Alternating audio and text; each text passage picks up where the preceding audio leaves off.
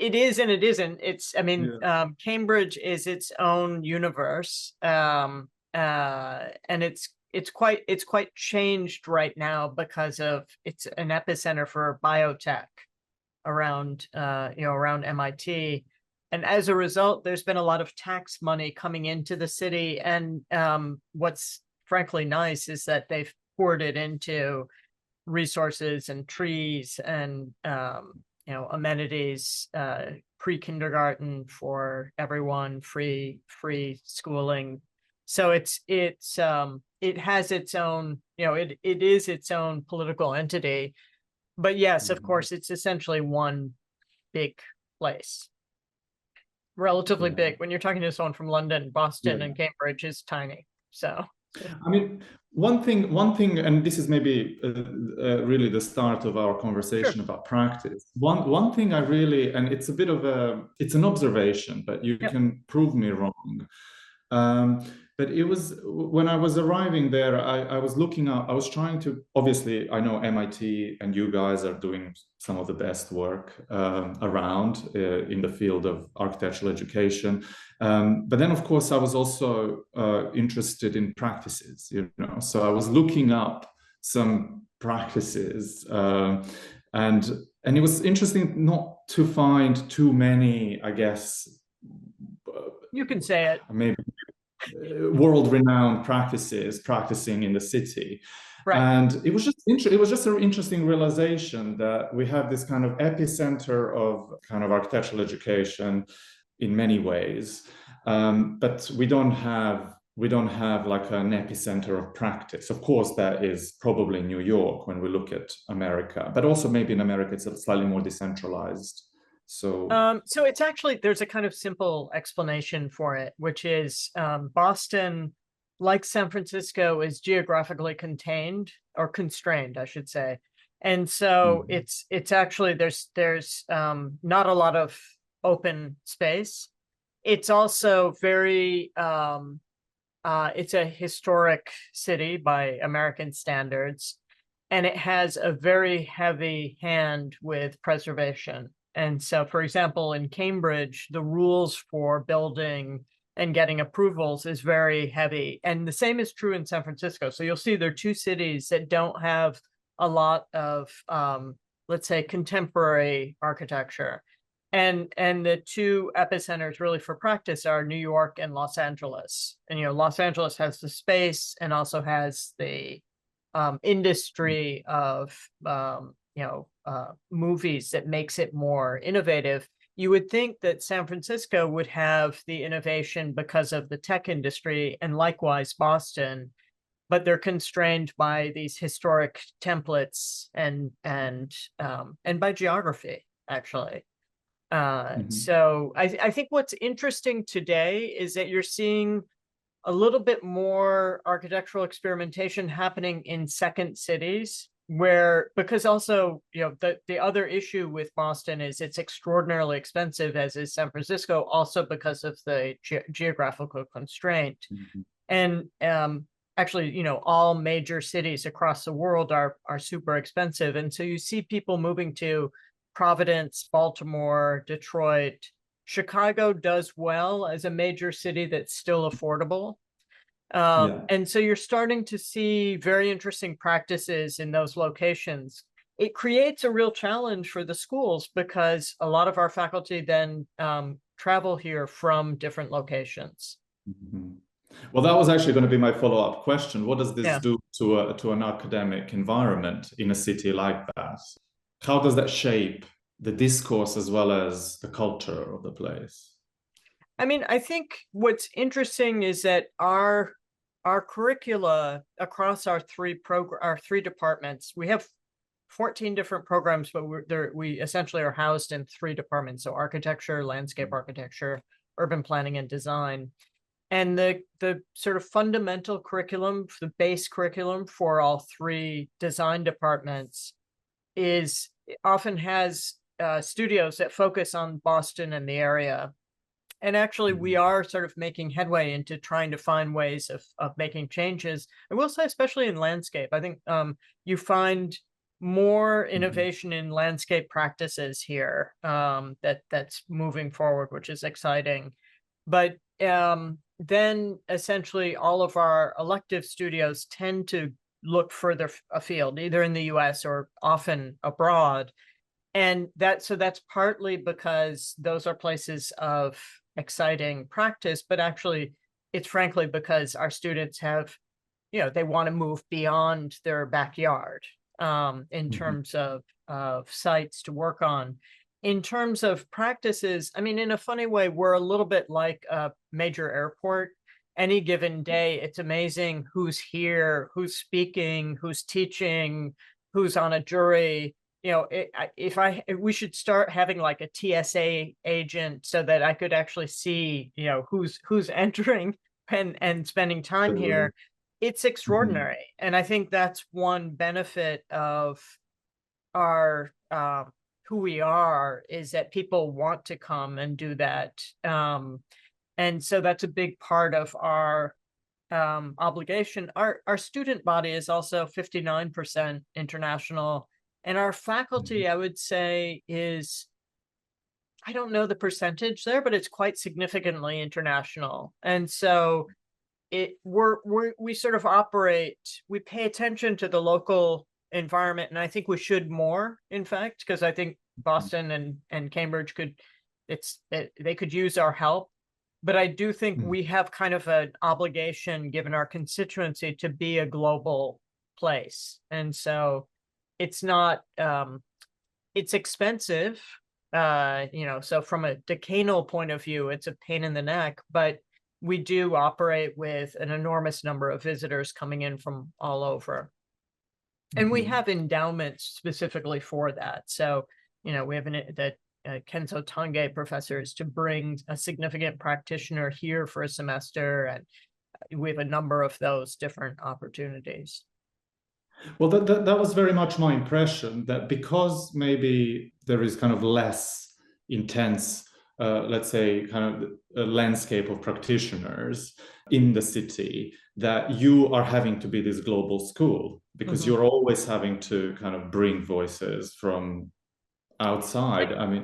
I don't think it's linked to the fact that Boston isn't an epicenter of practice. I think it's just Harvard has always been very international. So the GSD has always been. And so I think all Ivy League universities, as well as, I guess, I think that's true. Yeah. But so that means then that you're left with this important responsibility to kind of articulate the conversation that we should be having, right? Because I guess you have endowments which allow you to invite anybody to have any conversation you want to have. And then there's you there kind of thinking, well, what are those conversations? How do you start to think about that? So, I mean, that this is a topic I absolutely love. And so let me sort of give you a long answer by going back a little bit to my experience at Rice, because at Rice, which is a much, much smaller school, it's a one department school, it's just architecture. I also had more time because it was less complex. And so I taught a seminar that essentially had the agenda of teaching students how to interview people, how to engage. I mean, really, it was how to engage in conversation with our field.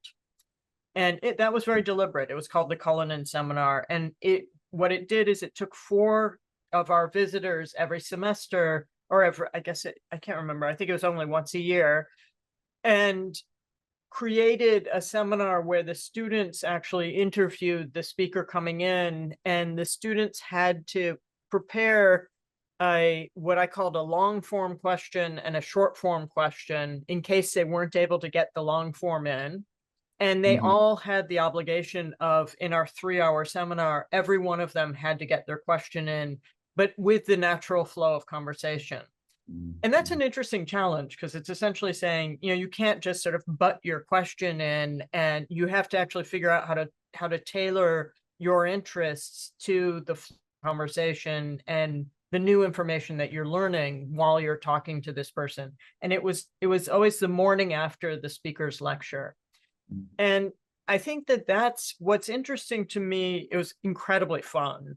And I served as kind of moderator, where I would sometimes give a little, because I knew their questions in advance. And so I would sometimes say, oh, this actually relates to something you were interested in, just to keep them going and to pull the shy ones out a little bit.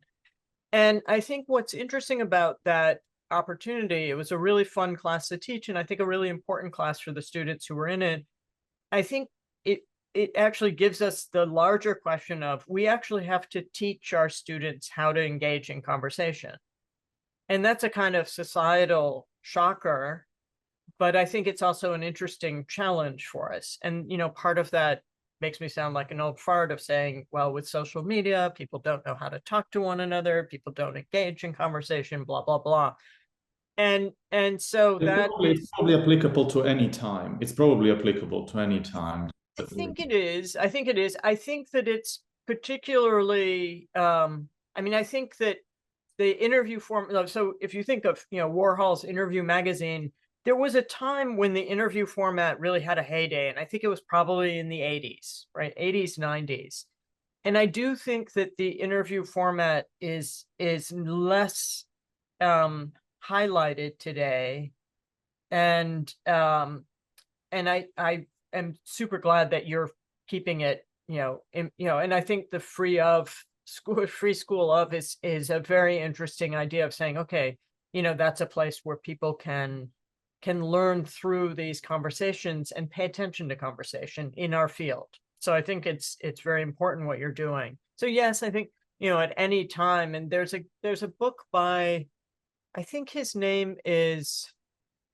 last name is Miller. I want to say Stephen Miller, but that's a guy in government, and who you don't want to be reading. Called The Art of Conversation. It talks about sort of the arc of the history of conversation. And, I think it's a very interesting, actually, there was a very good review of that book in the New York Review of Books when it first came out in the early 2000s, which actually was probably better than the book itself. Sometimes the review tells you exactly what you need. But anyway, all to say, here at the GSD, it's a much bigger environment, and the chairs and program directors and faculty run their own conversations. And I'm not, there isn't an overarching theme every semester like there was at Rice to the lecture series. It's just, there's much more going on. So I can encourage, and I engage in some of the events and so tonight we have Suleiman Bashir Dian speaking, and I'm introducing him, and we have a conversation afterwards. But it's less sort of my purview, let's say. I have to let go of my, and essentially my job here is to enable my faculty to do what they need to do.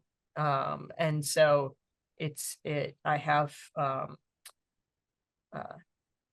I share more, put it that way. Well, firstly, I completely agree. And again, as it is very much the kind of the reason why I do this is that I do agree that, and actually the way I teach is also very much in the spirit of empowering students to have the agency to lead a conversation. And when I first was in touch with you, you immediately said that this is something very close to your heart, and so that was so nice to hear. And maybe just on that, before we move on, so in this interest of yours in conversation, or just in the technique of, I guess, dialoguing, I just wonder what maybe the relevance of it in the context of architectural education. I guess architecture is an art of building buildings, structures, tectonic kind of expressions, and how does conversation link to the almost like tectonics of our profession? I wonder, and I don't know if you have any clues or. Yeah, so I think there are a couple things. One, in terms of architectural education specifically, so an architectural education teaches you um, how to converse, you could say, both verbally and visually. And practice requires that. It's almost, you become this like multilingual expert where you have to talk to contractors, you have to talk to, builders, an electrician, but you're also talking to a client, or you're presenting to, a city. And so you have to learn to sort of speak different languages. And I think that's very important. And you similarly have to learn how to draw different languages, and model, represent. So we're constantly sort of working with different visual and verbal languages and registers to be able to reach whichever audience we're engaging. And I think it's really important that we acknowledge that in a school, and I think take advantage of it. And then the second thing is when students present their work. So there's been a kind of backlash over the past, I don't know, dozen years about the architectural jury or review, studio review, that it's too, hierarchical, that it's intimidating. And I actually really, really believe it's an extraordinary format. And it's the moment, as I say to the students, particularly when they're doing thesis, I say, this is the moment when you're actually entering that conversation and you have a panel of people who are spending an hour talking to you about your work. That would never happen in any other discipline at that stage of your career. And I think that while yes, okay, it's scary, but it's also, and it's hard, that's a hard conversation because it's very hard to listen carefully to what's being said and say what you want to say without getting defensive or anxious. But if you can engage in that conversation, it's sort of that's amazing. And so I do think that that's something for us to kind of celebrate and help students learn how to take advantage of it, as opposed to, cocooning our students from that, where, and some people say, oh, they have to go out in the field. I think it's less a question of that than a question of, you've got all of these smart people paying attention to your work, and you can actually make an argument that can have an incredible impact on them. I remember some jury conversations and some student projects years later. And I think that that's really valuable. And so cutting the student out of that, or overprotecting the student, doesn't actually embrace that opportunity. And what about this? And I feel this has become so kind of prevalent in architectural education, and it's slightly contradictory to, I guess, how the profession manifests itself in the world, and that is this kind of personal agency, which of course must exist and always does exist. But there is something about a kind of an understanding of a much wider social impact of our work. And in some ways, and I encourage students at various points, I mean, it's, I guess working with students, you're always kind of reacting to what's in front of you. So if someone uses word I too much, then you're like, well, this is not about you. And if someone doesn't use I in any way, then you're kind of asking, well, where are you here? What are you? What do you think? And so, but I just want to ask you this question about this balance of this kind of I guess, asserting this personal agency too much, at expense of an understanding that we are producing things that are actually there to have a long-lasting kind of societal and kind of cultural impact. Yeah, I think that if it's too personal, then honestly, it's not going to have that societal impact. Or if it does, it has it as an art object more than as an architectural advance. So I say to students that, so I like to help teach part of the thesis prep, the point where students are trying to sort of figure out what they're interested in before they do their thesis. And I use the analogy of a dinner party.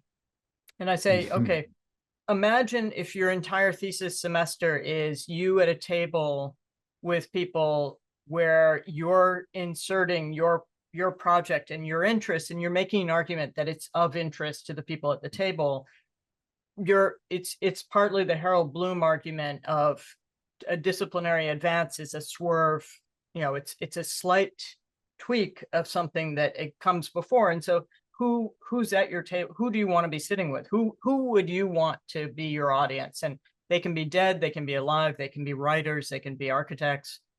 And I think that that's a way of saying, whatever you do has to be something that resonates with a table of people beyond just yourself. And if you're sitting alone, if you can't find anyone else who will listen to you, that's a telling sign. That means it's just a personal voyage, and that's not really the best way of using your schooling.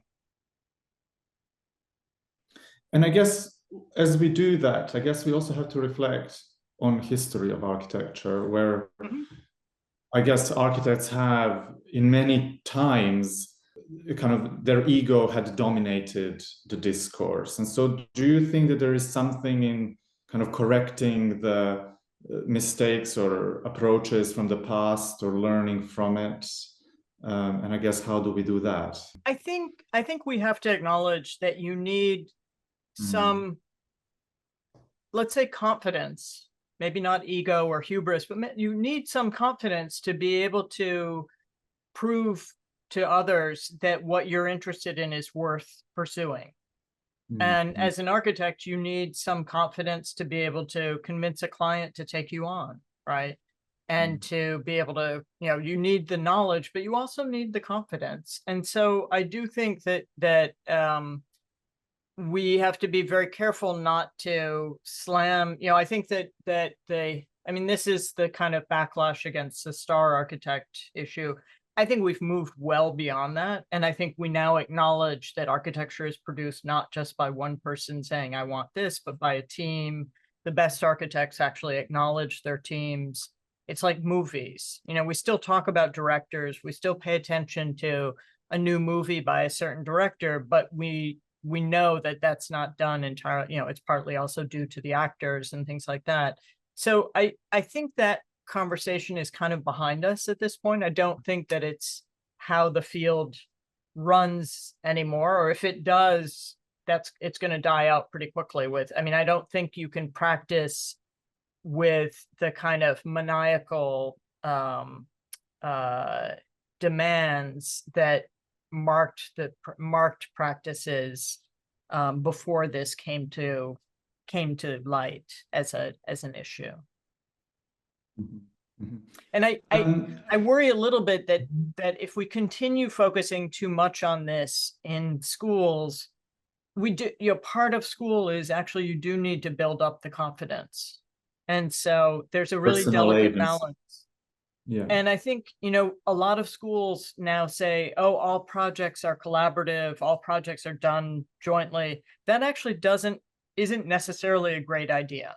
And so I think we need to be conscious of that balance. You do need to have the students work with others, because they have to learn that too. But they need to be able to stand on their own 2 feet. I didn't answer your question about how architectural conversation might tie to tectonics, which I shied away from it in part because I'm not quite sure how to answer that.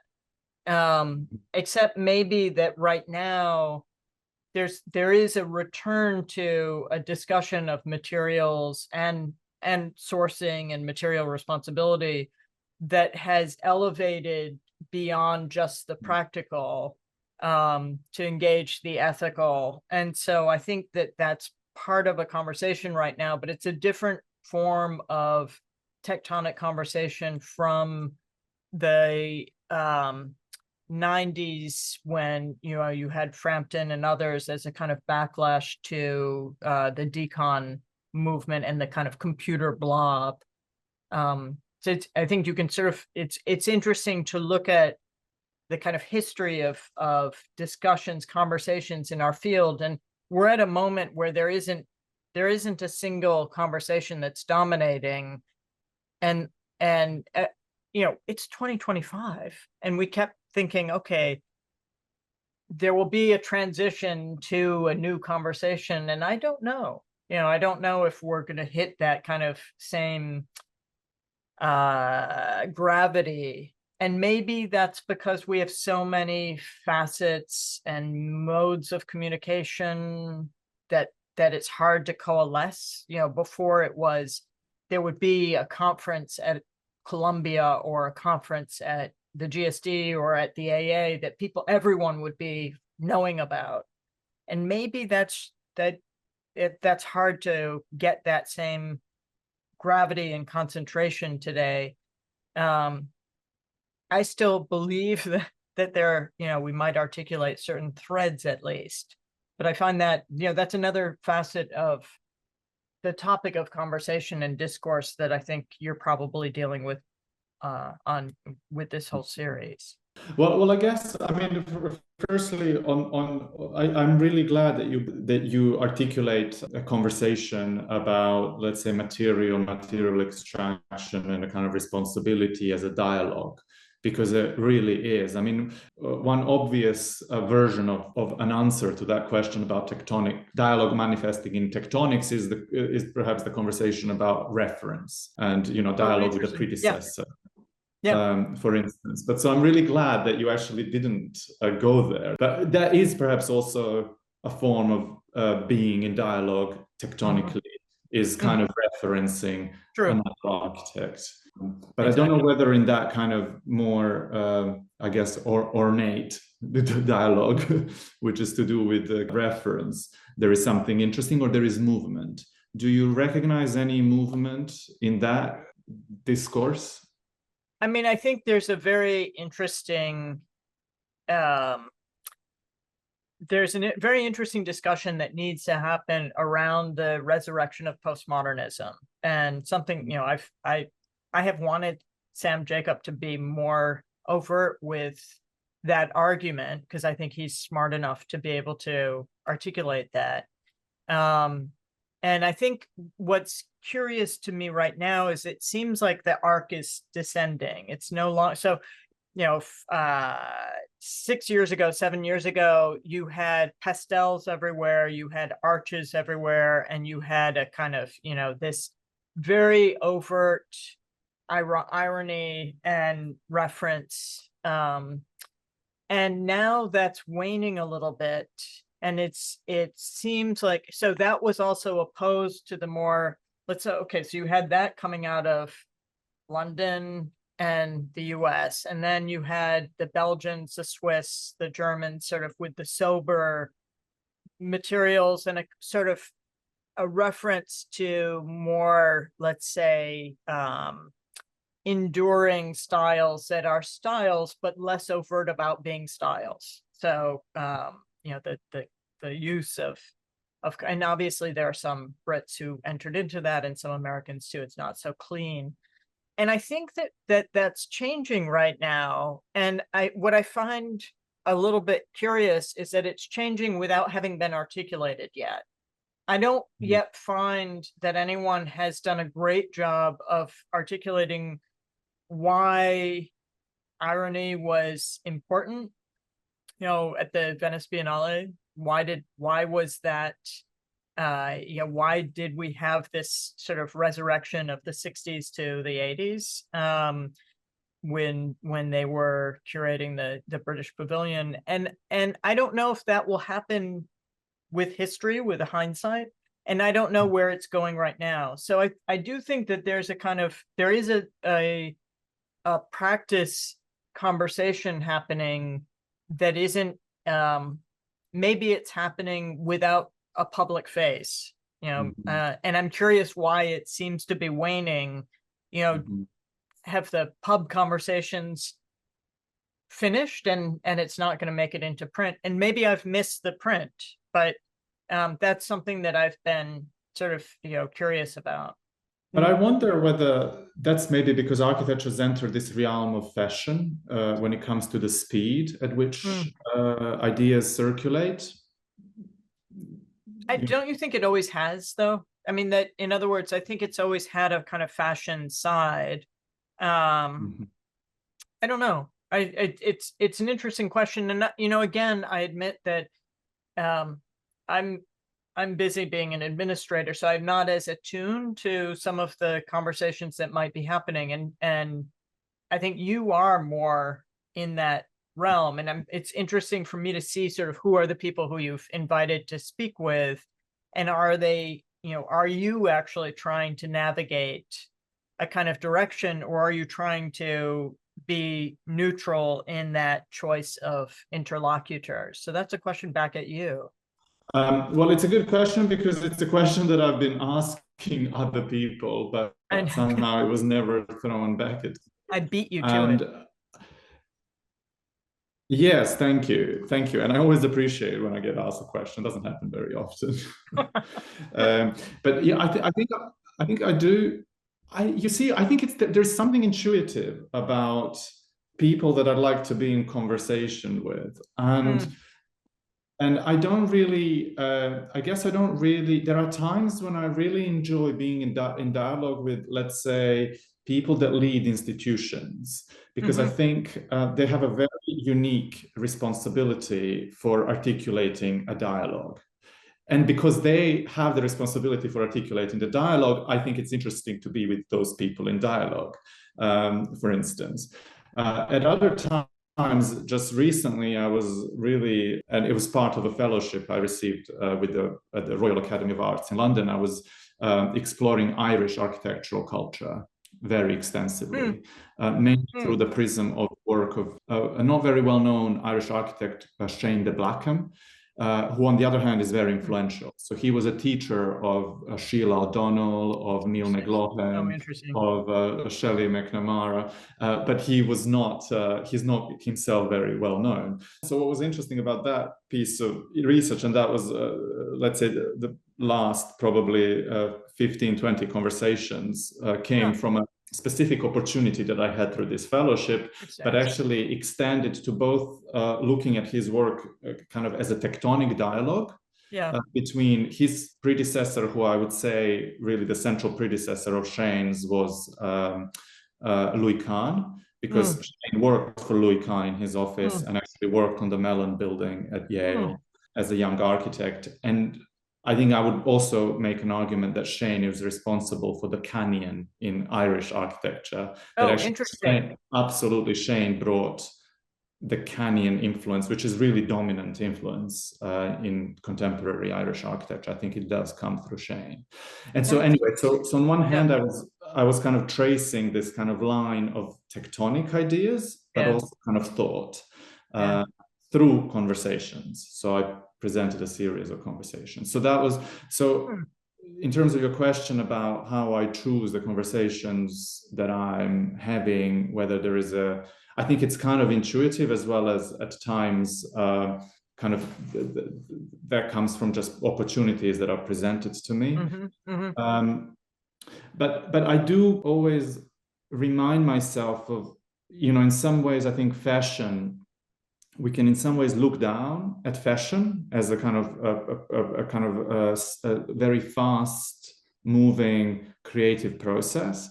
But I also think that there is something really powerful in fashion in terms of it's always very reactionary, and there's also something very intuitive in the way that, let's say, fashion again articulates itself as a kind of creative discipline.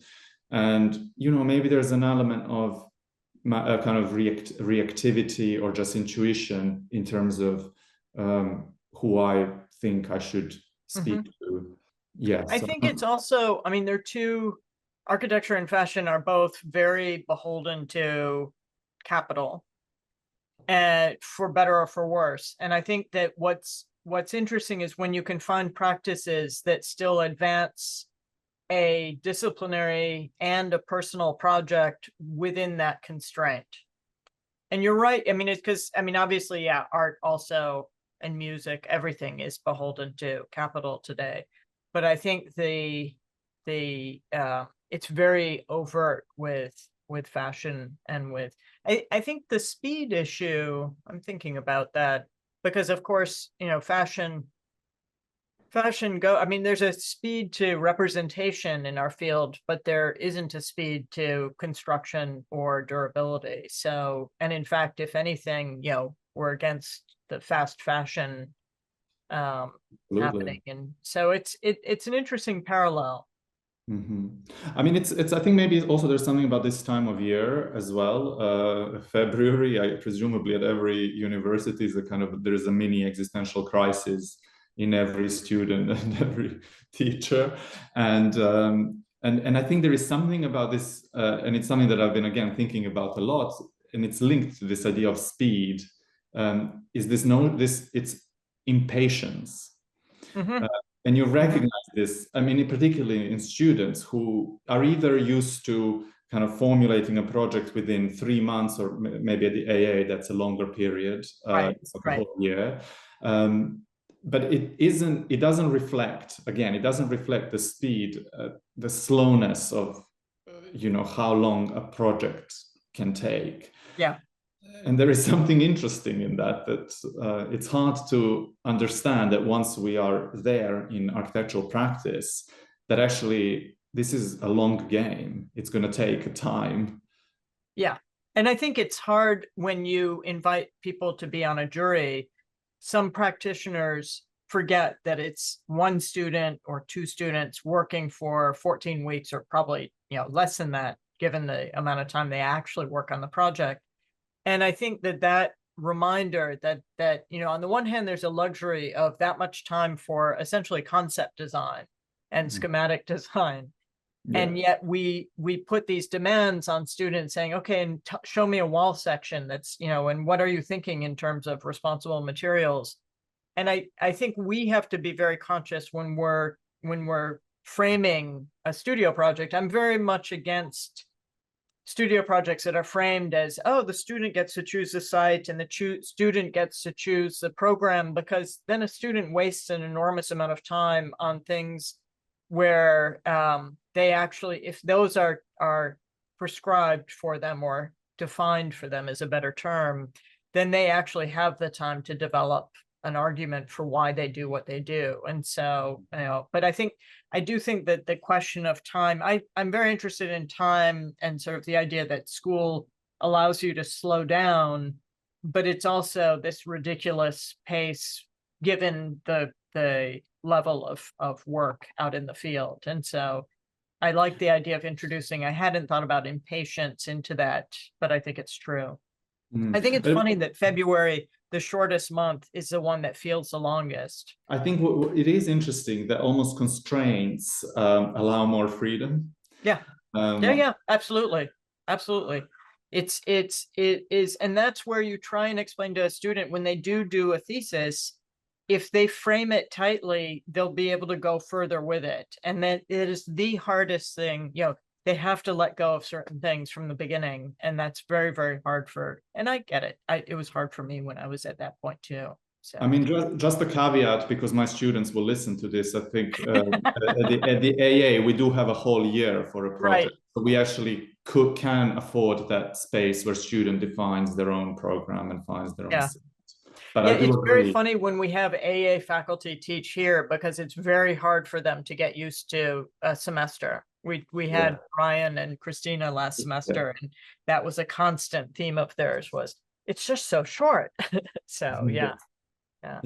But I remember I interviewed Ez Devlin, the English set designer, and she was saying how architects are, she kind of admires architects because as a field, they're the masters of constraints.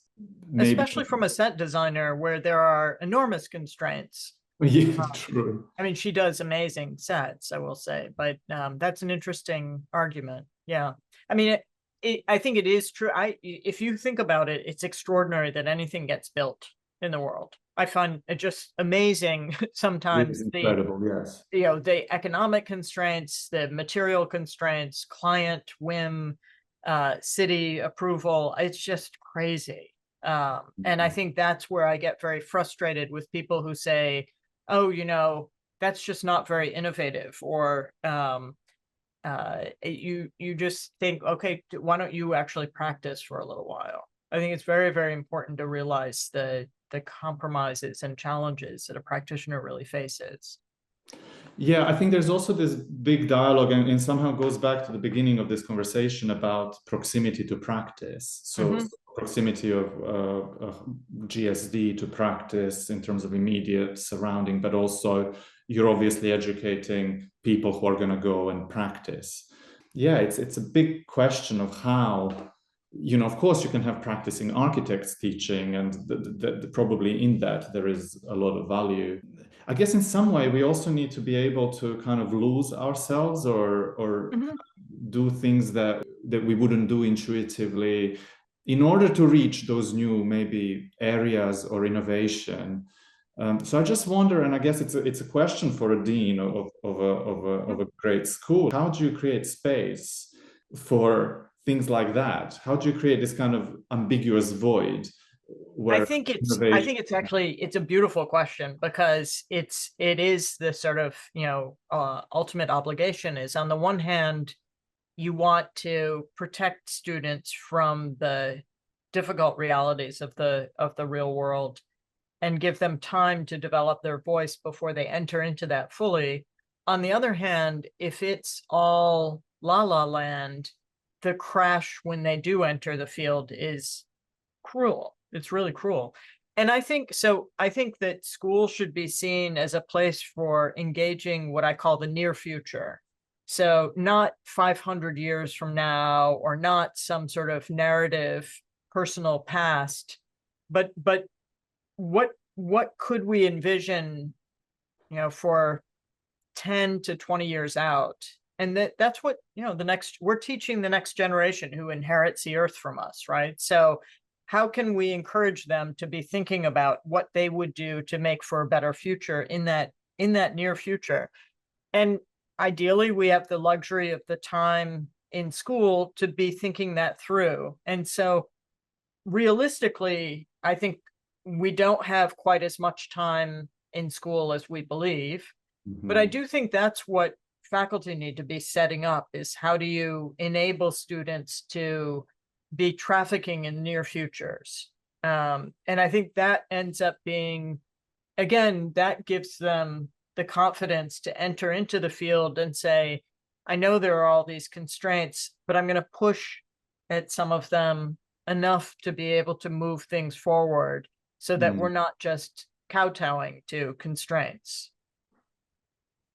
I mean, what's interesting about that in this specific kind of historic moment is that obviously with the kind of political changes in America, I guess students also need to both be aware of the unimaginables and then transcending those, and kind of practicing in parallel to, or existing in parallel to, these tectonic shifts in the kind of political sphere.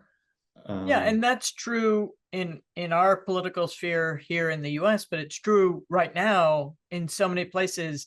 And again, our students come from, I think, 60 different countries. We're 59% international. And so I think that being, I do say to students, you actually have to be aware of what's going on in the world, because it's, that affects the built environment. It affects how we live together as human beings in the world. It affects how we embrace others coming into our cities and our countries, and how we share this planet. It's where, again, I was saying that tonight we have Suleiman Bashir speaking, and I think it's very exciting to read his work on universalism, and how, after being very aware of identity politics and sort of breaking away from a singular humanism and a belief that, that there was a singular public and a singular humanism, I think now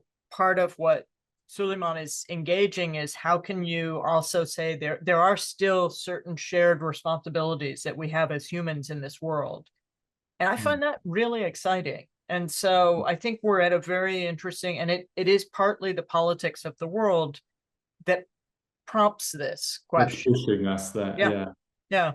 So it's I think that's a very important, because it's very easy for students in a design school to get lost in design and say, you know, But politics isn't relevant to me, but it always will be, local politics and international politics. but then also, I guess university is mostly or usually a progressive environment, and there's also like a dialogue with, let's say, conservatism that we need to be able to have. Absolutely, yeah, yeah, yeah. And the kind of, yeah, so yeah, I think there's something, you know, quite striking in the kind of acceptance of course, like there is a chaos pending, Yeah. but there is something kind of striking in the acceptance of Trump and the new administration in America. And I guess what I see as something that's emerging is, again, this need to acknowledge this side and then be able to somehow be in a constructive dialogue, if that is at all possible. And I don't know how, again, an academic institution in America is able to kind of propagate this. Or No, I think it's been actually on the docket for a couple of years now, is understanding that it's very important that universities in America help our students engage in conversations with people who may not agree with them. And part of that comes from, yes, the contemporary political climate, but part of that also still goes back to what we started with, you know, with social media being the primary way that people get their news, it tends to be very cocooning into your own universe, and you never encounter someone who doesn't think like you.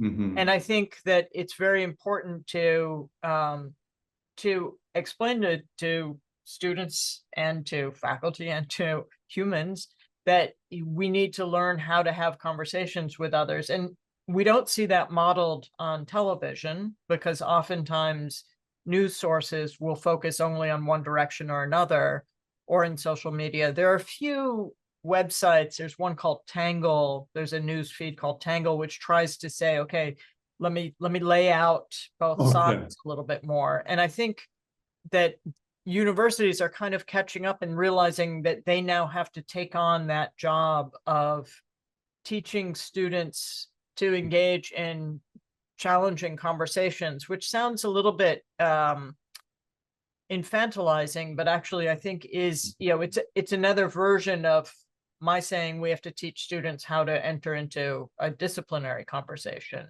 I think even before that, we have to teach students how to engage in conversations with those who don't necessarily agree with them. And I remember when Peter Eisenman was teaching studios at Yale, I would often get invited to his final review, and to save money, they would put me on other reviews so that they got as much out of me as possible. And somehow I always landed on Leon Carrer's reviews. So, you know, a complete, like, two completely different viewpoints. And I found it, at first I thought, oh my God, I'm going to have nothing to say. But actually I found it very helpful to engage in conversation. I mean, he's super intelligent, but you know, he has very clear views. I don't design like he does, and that is for sure. And I don't believe some of the things that he believes, but I actually, through those years of being on his juries, I learned, okay, now I understand more what he's doing and why. And I think there's some interesting, and I appreciated the students who chose his studio, because, you know, I thought, who would take his studio? And then you realize actually they learned an enormous amount from him. And so I think that's also useful for a school to bring in different voices, and especially if they're voices that actually have a very clear reasoning behind their platform. It just made me think of the Paul Rudolph building, which actually incorporates casts and pieces of maybe like classical pieces of architecture into this kind of concrete masterpiece. And there's almost like that, very much is like that. It's a we have an exhibit right now in the school, which is called Envisioning Cluny, and it's about Kenneth Conant, who taught architectural history here between 1925 and 1955 or something, in that period. And he had these plaster casts made of the capitals of Cluny, of the columns at Cluny. And he also did different he drew, he took photographs and did sort of all these reconstructions. And it's very funny. I mean, it's a spectacular, you should look it up online, spectacular exhibit. But it's all, and it turns out all of these things were in our collection. And so a lot of these capitals were around campus, and we collected them and put them in our lobby. Amazing. And I've had, people have joked with me, it's like, you're getting rid of modernism, what's going on? But it's very interesting to see.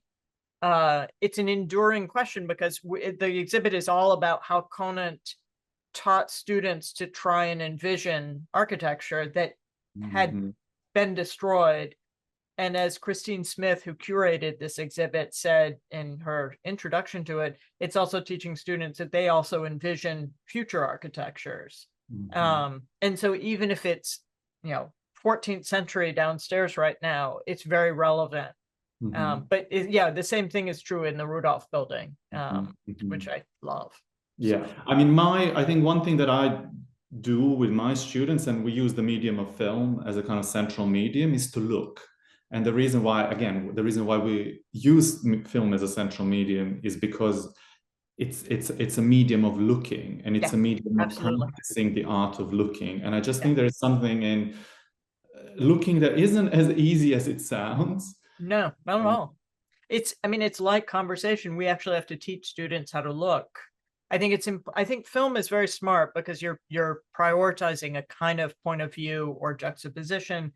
I do think actually we have to also take students to buildings. Oh, absolutely. And have them look in 3D. Yeah, I think the film, anyway, the way we use film is to actually go to those sites and look through the camera. I think what camera does is it captures the kind of the direction of that observation. And I just always feel like that's my central role, is to teach people to look. Teaching them to look and teaching them to talk, and that's a little bit humbling. I know. It's an agenda. I know.